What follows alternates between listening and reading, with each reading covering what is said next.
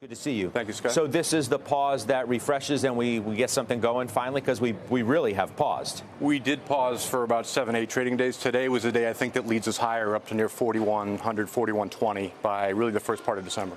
Well, why was today the day? I mean, and if we didn't get it today, what would you have said? Well, we had a very defensive rally over the last week. Today was different, and then we saw leadership out of technology, out of materials, out of financials. It was a lot more broad-based.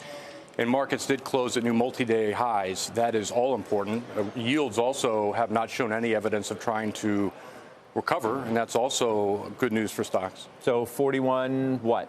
4120 would allow the move off the October lows to equal the most recent. That's also where a giant trend line is from January. So that intersects right up above 4100. Okay, so we get over the 200-day moving average, right? And then we can put a little bit more together because technically speaking, that's a buy signal for some? Honestly, the 200-day has less relevance in my work than these longer-term downtrends. Okay. And that's going to be important.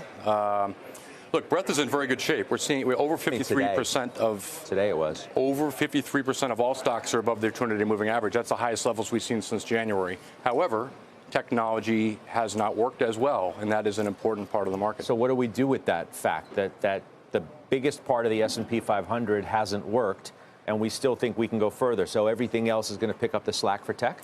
It certainly has picked up the slack, and that's what we've seen over the last month. So financials, materials, discretionary, they're all up over 10% for the month. I'm not saying avoid technology, just be a lot more selective in what you buy. What does that mean, stocks like IBM, stocks like ON Semiconductor, they're phenomenal names. Even Apple has held its ground. It hasn't really lost substantially off the highs. That's relatively a good pick. But you have to really be where the strength is right now, which is energy, which is recently healthcare, pharmaceuticals, biotech, industrials, whether that be a late cycle type move or whether they're sniffing out an eventual rolling over the dollar.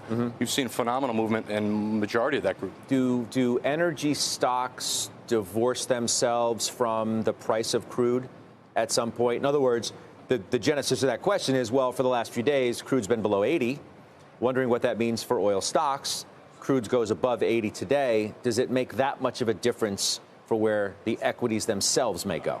That divorce happened a number of months ago, and crude stocks have held up much better, energy in general, than WTI crude, which went from 125 down to nearly 75. Meanwhile, XLE, XOP, OIH, the majority of energy has continued to outperform on almost every time frame, 1 month, 3 months, 6 months. So there is a little bit of a disconnect. I think, crude is in a new bull market, which began 2 years ago, and I think that I still think that crude is going to stabilize, and energy is still the right place to be, I believe, heading into next year. And even so, I mean, the answer to the question is yes. I think you're suggesting that these stocks can go up despite the fact that if crude sits right here, the stocks can still work.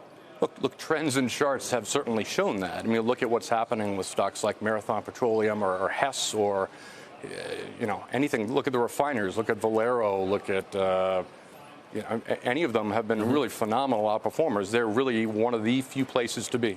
Okay. It's good seeing you here. Thanks. Likewise. Happy Thanksgiving to you. Happy Thanksgiving to you. You and your family. We'll see you soon.